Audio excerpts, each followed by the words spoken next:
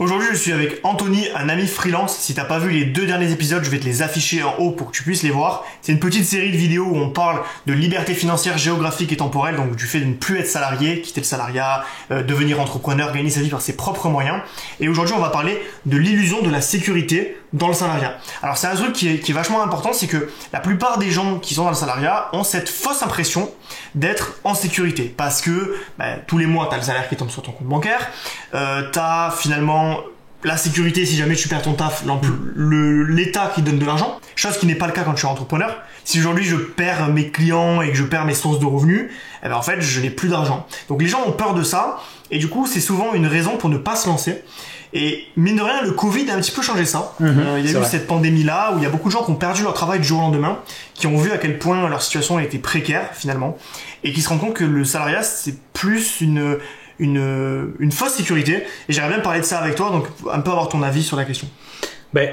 En fait, il y a plusieurs choses que je me suis rendu compte, parce que c'est pareil. Pour être très honnête, quand je me suis lancé dans le freelance, je me suis dit, ouais, je prends plus de risques que d'autres personnes, et je suis tellement moins en sécurité que des salariés. Mais en l'assumant, je me dis, écoute, c'est comme ça, j'ai choisi la voie du risque, voilà. J'essaie, voilà, disons que je me valorisais comme ça, si tu veux. Et après, en fait, finalement, en parlant avec des potes de collège et lycée, voilà, qui à côté continuent des études, je me suis dit, mais... Puis après, ils arrivent au problème qu'on a tous, c'est en fait, finalement... Alors, ça dépend des secteurs, mais t'as des métiers où, oui, tu finis tes études à bac+5, bac+8, et t'es embauché direct parce que t'as une valeur folle sur le marché, dans l'industrie dans laquelle t'es.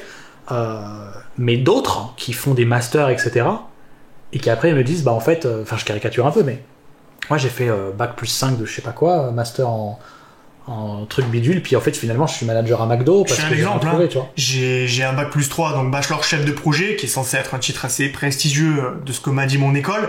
Au final, j'ai trouvé toujours des tafs, mais j'ai quand même fait 2 stages payés. Je trouve qu'à l'époque c'était 450 € par mois, donc autant dire rien. Ensuite j'ai été alternant pendant 2 ans, donc j'ai été payé 900 € pendant 2 ans.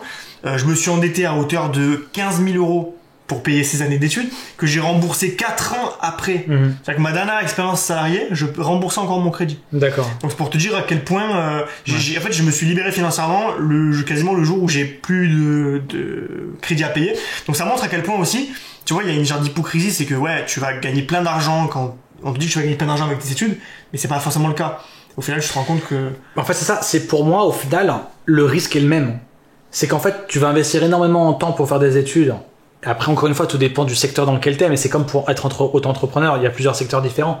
Mais c'est qu'au final, tu vas attendre qu'une boîte t'embauche en tant que potentiel salarié, et en tant que nouveau entrepreneur, tu vas attendre des potentiels clients. Et au final, tu te rends compte que c'est plus ou moins la même chose. Et comme tu racontes ce qui s'est passé pendant le Covid, je pense que beaucoup de gens étaient en dissonance cognitive, tu vois. C'est de te dire, en fait, d'un coup, on peut se débarrasser de toi. En fait, ouais, tu vois. Parce que ils pensaient que voilà, il y avait rien qui pouvait casser l'esprit familial de leur boîte. Mais la vérité, c'est qu'il y en a plein, ils se sont fait virer. Mais t'es dans une boîte, en fait. Donc du coup, il arrive n'importe quoi à la boîte. Tu as que un fil de sécurité. Oui, c'est vrai. En entrepreneur, t'as plein de clients. Donc même si ça se passe mal avec quelqu'un, ou que voilà, t'as un client, pareil, sa boîte cool, etc., en fait, t'en as d'autres. Donc déjà, t'as justement une multitude de sécurité en tant qu'auto-entrepreneur. C'est vrai. Mais même pour être plus carré, par exemple, on va dire, j'ai fait que un bac+3. En fait, je dis que parce que je sais que dans la tête des gens, c'est le master, le minimum, tu vois. De toute façon, la licence, c'est pas diplôme. Une licence, tout le monde s'en parle. Voilà. Et puis même le master, tout le monde l'a aujourd'hui. Beaucoup de gens l'ont. Et puis même le mot master, c'est stylé. Donc voilà, les gens veulent faire un master. Très bien. Admettons, et c'était un peu ce que je faisais, je suis à peine à 500 € par mois au début.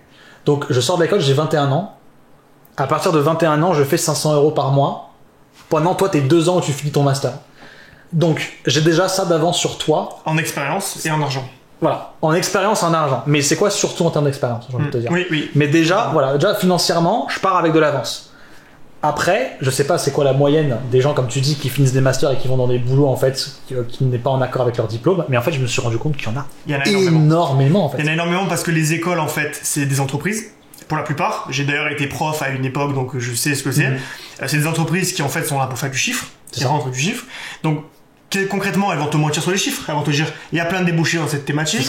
Tu vas être payé 2500 euros. Moi, il y a encore, quand j'étais salarié, j'étais persuadé que j'allais être payé 2500 euros net en début de carrière. C'est ça. Parce que partout où j'allais sur Internet, c'était écrit. Il y avait écrit, ONICEP, chef de projet, 2500 euros. Jamais j'ai été payé 2500 euros dans le salariat. Et d'ailleurs, ça arrive très rarement en début de carrière. Et même en fin, c'est compliqué. Ça dépend où t'es. Après, si t'es à Paris, c'est différent. Moi, je parle en province. Donc, voilà. Déjà, ça, les écoles te mentent. Pour la plupart, elles te mentent. Donc, il faut arrêter déjà de fantasmer, je pense, les bacs plus 3, les bacs plus 5. Je préfère, moi, si je dois recruter quelqu'un demain, je préfère largement avoir un gars qui a 5 ans d'expérience qu'un gars qui a 5 ans d'études. Hein. C'est ça. Mais en fait, largement. En fait, totalement. En fait, c'est ça tu vois, il y avait un peu une différence avec d'autres potes qui étaient en études pendant que moi je travaillais. Et comme j'en parlais là dans la précédente vidéo, c'est des fois il t'arrive des trucs, tu vois, tu tombes sur un client et tu fais 1500 balles en 2-3 jours. Et puis en fait, t'as tes potes qui disent moi demain j'ai cours de sociaux, machin, putain. Et tu te dis, mais c'est pas une question vraiment en termes d'argent forcément, parce que je me dis, écoute, si cette personne après elle trouve un taf où elle gagne 2500 balles comme tu dis par mois, allez, tant mieux pour elle. Mais je me dis, c'est vraiment en termes même d'expérience de vie. C'est que j'ai l'impression vraiment d'avoir commencé à vraiment vivre une vie active, comme on dit, la vie active, vraiment plus tôt, tu vois. Et avec le recul que j'ai maintenant, parce qu'évidemment, en fait, quand t'as 18 ans, 19 ans, t'as pas cette maturité que t'as aujourd'hui quand t'as 25, 26. Mais je me dis, limite, j'aurais encore tellement voulu vivre ça plus tôt. Parce qu'après, moi, de mon côté, c'est depuis que j'ai 16 ans que je bosse un peu, puis j'ai créé mon asso. Mais de vrai, ça reste de l'expérience. C'est ça. Mais c'est que quand tu bosses de ton côté. C'est ça, c'est que t'es vraiment actif, en fait, tu vois. Et pendant que d'autres, comme je disais, je suis vraiment, pas phobie scolaire, mais le cadre scolaire, moi, m'a épuisé. Et de me dire, pendant que moi, je suis en train de me régaler, voilà, d'apprendre à négocier des contrats, de me faire avoir, de réussir et tout ça, ben, d'autres personnes sont en train de s'enterrer dans des études. Et c'est un peu comme le salariat, c'est combien je connais d'amis qui sont dans des études, même encore en ce moment, vers des bacs plus 8, etc. Et tous les jours, en fait, ils se demandent, mais qu'est-ce que je suis en train de faire, quoi, tu vois. Pression sociale, ou même pression de soi-même, parce que t'es habitué à un truc, tu vois. Moi, comme je dis, j'ai l'avantage d'être un peu fou, tu vois, et de me dire, ok, ça, je déteste, vas-y, je me barre, tu vois. Ou je fais totalement autre chose. Je sais que c'est pas donné à tout le monde, et que d'autres personnes ont besoin de plus poser de problèmes, de réfléchir et de se trouver un peu des sécurités avant de tout quitter ou d'entamer une nouvelle expérience. C'est pas mon cas. Mais c'est pas, voilà, je suis pas un modèle non plus du tout.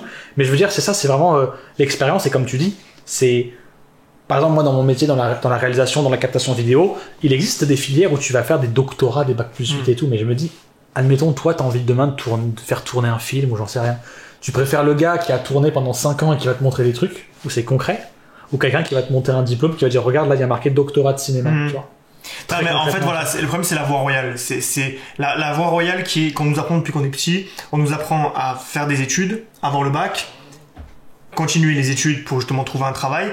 Et on nous dit, le but de ta vie, c'est réussir à te vendre pour gagner tant d'argent. C'est ça. En fait, on t'apprend à te vendre à l'école. On t'apprend à être un bon exécutant. Et en soi, c'est pas grave parce que les études, on n'est pas là pour les bâcher. On en a fait tous les deux. On en a fait tous les deux, donc non, mais c'est important. Voilà, mais c'est important de comprendre. En tout cas, pour les personnes qui en ont fait, de comprendre que ça fait pas tout et que surtout, il faut toujours continuer à apprendre. Je pense que c'est un peu la morale de ça aussi, c'est que plein de gens finissent leurs études et arrêtent d'apprendre parce que comme si un diplôme te validait en tant qu'être humain terminé, c'est ça pour toute la vie. Ça, c'est une connerie. Je veux dire, il faut lire, il faut regarder des vidéos, il faut se renseigner. Bon, le simple fait que tu regardes cette vidéo prouve en quelque sorte que tu continues à apprendre. Non, mais c'est important parce que mon perso, je lis, je regarde des vidéos, t'es obligé. En fait, si t'es pas dans une logique d'apprentissage, t'avances plus. Et c'est ça aussi le truc de la sécurité, tu vois, c'est que les gens qui arrêtent, qui disent moi je suis tranquille dans le staff et tout, ils sont encore moins en sécurité parce qu'ils n'apprennent pas. Si demain ils se font virer ou que leur travail devient obsolète ou quoi que ce soit, ils font comment? Les mecs ils sont tous seuls, sans rien. Tu peux pas en fait compter que sur des études. Puis c'est ça, et puis souvent les études, c'est aussi le paradoxe que les études ça t'apprend pas forcément à comment travailler, tu vois. T'as des personnes qui vont faire des bacs plus 5, bacs plus 8, mais qui vont arriver en entreprise et qui en fait, au-delà de pas avoir d'expérience, se rendent compte que souvent les études sont déphasées avec la réalité du terrain. Complètement. Donc en fait, j'ai envie de te dire, c'est même double problème. Et surtout, le fait on parle de sécurité, je pense que, et encore une fois, c'est pas mon cas parce que justement je voulais m'émanciper de ça assez rapidement, c'est le fait de vouloir toujours suivre un chemin, pas tout tracé, mais quelque chose de réconfortant qu'on te dit.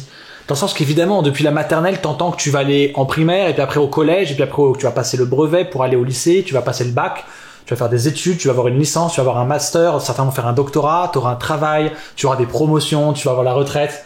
En fait, c'est un schéma que t'entends qui est vraiment ancré dans la société, quoi. Et il y a beaucoup de gens qui vivent ça, qui sont malheureux. Et ça me fait penser à une métaphore que j'aime beaucoup, qui en fait compare, si tu veux, le bonheur de la vie à une aventure, si tu veux, entre un point A et un point B. C'est ça. C'est-à-dire que quand tu fais, par exemple, un escape game avec tes potes, ok, tu vas faire une activité, peu importe ce que c'est, ou que tu regardes un film, c'est quoi qui te marque le plus? C'est la fin ou c'est le film en lui-même? C'est ça. Ouais. Tu vois, c'est le film en lui-même. Et du coup, ce que je veux dire, c'est que si ton film il est monotone, parce que tu vis toujours la même chose, tous les jours tu te lèves à la même heure, tu vas travailler pour le même patron, le film est nul. Alors que la différence avec des personnes qui vont avoir la liberté financière, qui vont travailler pour eux-mêmes, qui vont être freelance comme toi, c'est que tous les jours c'est une aventure. Et le jour où tu seras vieux et que tu regarderas en arrière, tu te diras, en fait, c'était une aventure que j'ai vécue, parce que j'ai eu des hauts, j'ai eu des bas, j'ai ressenti des émotions pendant cette épopée là, tu vois. Tu regarderas pas en disant voilà, j'ai gagné, j'ai la retraite. C'est pas gagné avant la retraite, tu vois, c'est la fin, c'est entre guillemets, tu te rapproches de la fin de ta vie. Mais ce qui est vraiment important, si tu veux, c'est le côté l'épopée que t'as vécu entre les deux, les émotions que t'as ressenties. Et je pense que ça, c'est quelque chose que tu peux ressentir que quand t'es pas parfaitement dans l'illusion de la sécurité, quand t'es pas dans le chemin tracé par ce que veut la société, ton patron et compagnie. En fait, c'est pas forcément ce que veut la société. Ce que je voulais dire, c'est que c'est quelque chose qui rassure, mais au final, comme tu dis, et je pense que comme tu ressens, c'est que les trucs pas tracés où tu sais pas trop comment t'y prendre mais t'arrives à te débrouiller, c'est vraiment ce qui des fois te fait adorer la vie. Je prends un exemple tout bête, mais la séduction par exemple, tu vois, genre en fait personne vraiment t'apprend comment tomber amoureux, comment parler avec une fille ou parler avec un gars, etc. Et pourtant on arrive à se débrouiller et on adore ça, ça donne des sensations de fou. Et en fait finalement, pourquoi ne pas faire ça dans ton travail au quotidien, tu vois? Genre comme je disais, quand tu te lances freelance, mais tu sais pas comment te vendre en fait. Ouais, tu vas te faire arnaquer, tu vas te faire avoir. Mais au final, si t'as le bon mindset, avec du recul, quelques jours plus tard, t'as te fait avoir, ou même quelques semaines plus tard, tu vas dire, tu sais quoi, ça me sert d'expérience et maintenant je ferai plus la même erreur. Et cette expérience-là, personne d'autre qui n'a pas vécu ça ne l'a pas. Et en fait, ça fait un tout. Et voilà, et comme je parle par exemple de relations amoureuses, c'est que même de mauvaises expériences deviennent bonnes avec le temps. Et c'est chaque jour l'aventure en fait. Et ça fait qu'au final, t'apprends un peu à dompter ta vie. Et même si c'est des choses que tu contrôles pas, au final, t'as toujours un peu le contrôle parce que t'as l'habitude de vivre dans cette fluctuation, j'ai envie de dire. Ouais, et en fait, ce dont tu parles, je pense que c'est aussi un problème vis-à-vis de l'échec. C'est que les gens ont une vision de l'échec qui est éliminatoire, tu vois. Pour eux, c'est une guillotine, en fait, l'échec. C'est-à-dire que une fois que t'as échoué, c'est fini, t'as perdu, tu vois. Il y a écrit game over, tu peux plus recommencer. Et ce qui est important, c'est en fait je pense que toi comme moi, on vit pas ça comme des échecs quand on a des échecs. C'est-à-dire que moi, par exemple, ça m'est déjà arrivé de lancer des petits projets rentables, des petits projets automatiques qui me rapportent de l'argent, et de me rendre compte qu'en fait, j'ai lancé, ça marche pas. Et du coup, je me dis, pourquoi ça marche pas? Donc je vais essayer de changer un petit peu mon paradigme, je vais dire, bon, ça marche pas parce que j'ai peut-être pas fait ça, j'ai essayé autre chose, ah tiens, ça marche un peu mieux, ah tiens, ce sujet marche mieux. Et en fait, c'est à tâtons que tu réussis à faire les choses. Mais si tu pars du principe que chaque erreur te condamne, évidemment que tu es en sécurité nulle part. Demain, tu t'embranches dans un fil, tu tombes. Ta vie n'est pas terminée. Voilà, tu vas pas dire je sais pas marcher, c'est fini, il faut que je marche avec des béquilles. Non, tu vas te relever et tu vas dire la prochaine fois je regarderai quand il y a un fil. C'est à peu près ça, je pense, le truc de la sécurité, c'est que t'es pas vraiment en sécurité dans le salariat, ça te donne l'impression, mais au quotidien, si tu arrives à avoir quelques petites garanties financières à droite à gauche, par exemple tu te mets au chômage, tu vois, il y a plein de gens qui le font pour lancer leur projet, tu te mets au chômage pendant 2 ans, tu seras pas moins en sécurité que quand t'étais salarié. Tout simplement parce que tu gagneras un peu d'argent, tu pourras tester des trucs et lancer des projets qui vont remplacer progressivement ce chômage-là. C'est ça. Donc dans tous les cas, pour moi la conclusion c'est que qu'on soit salarié ou entrepreneur, le risque est partout, sous différentes formes, mais pour moi vraiment au moins équivalent avec toutes les galères que je vois, côté entrepreneur ou côté intermittent du spectacle ou côté salariat. Je n'ai jamais vu en fait de gros déséquilibres et en aucun cas je me dirais que le salariat c'est la sécurité.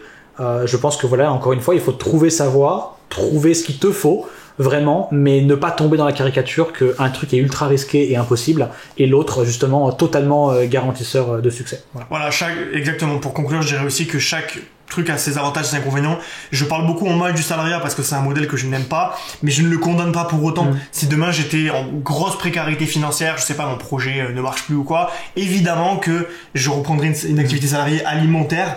Je veux dire, demain, tu te lances pendant 2 ans, t'as du chômage, ça marche pas parce que pour une multitude de raisons, tu peux toujours recommencer un staff alimentaire pour retomber sur tes pattes. T'es jamais en insécurité totale de dire c'est fini, j'ai pris une décision, ça a fermé toutes les autres portes. C'est ça. On peut toujours rebondir et tout. Évidemment. Donc ça, c'est important voilà, de le savoir et d'en avoir conscience pour se lancer. Donc moi, ce que je propose, c'est de créer des projets, des petits projets rentables. C'est des projets qui sont minimalistes. Ça veut dire que tu vas pas avoir besoin de travailler des heures et des heures sur un projet. Tout ce que tu as à faire, c'est de commencer à bosser sur le projet, de le terminer. Donc c'est vraiment de A à Z, c'est un petit projet. Et une fois qu'il est créé, ce que tu vas gagner ne dépend plus du temps que tu vas y passer. En fait, tu vas l'automatiser et voilà, c'est vraiment une manière ludique d'aborder l'entrepreneuriat. C'est une manière douce, c'est pas du tout genre le saut dans l'inconnu du jour au lendemain. Tu peux le faire en parallèle du salariat. Donc voilà, c'est quelque chose que tout le monde peut faire. Tu peux par exemple créer une boutique e-commerce ou tu peux par exemple écrire un petit bouquin sur Amazon ou créer un blog. Voilà, il y a plein de moyens de gagner de l'argent. Et si ça t'intéresse, je vais te mettre un lien en description. C'est les 24 moyens de générer des revenus passifs. C'est un petit guide gratuit que je t'offre. Tu peux le télécharger, ça t'explique tous les moyens qu'il existe pour commencer l'entrepreneuriat de manière douce et vaincre les blocages qui t'empêchent de passer à l'action.